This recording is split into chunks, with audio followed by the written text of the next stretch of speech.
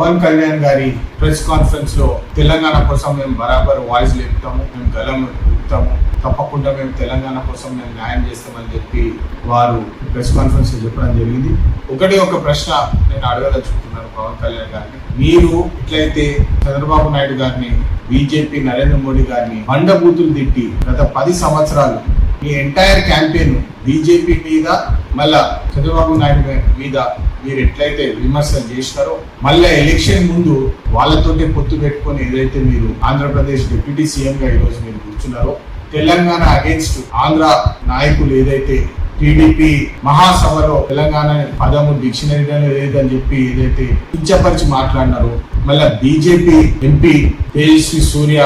తెలంగాణ పాకిస్తాన్ తోటి ఎప్పుడైతే పోల్చిందో అప్పుడు మీరు ఏడవలేరు సార్, మీ వాయిస్ ఎందుకు లేపలేదు సార్? ఇప్పుడు మేము తెలంగాణ కోసం ఇది చేస్తాం అది చేస్తాం అంటే నిజంగా ప్రజలని మబ్బు పెట్టి కేవలము సిబిఎన్ మోడీ గారి బీటీం లెక్క కనపడుతుంది, కానీ నిజంగా తెలంగాణ కోసం మీరు చేసేది ఏం లేదు, పీకేది ఏం లేదు అని చెప్పి స్పష్టంగా తెలుస్తుంది.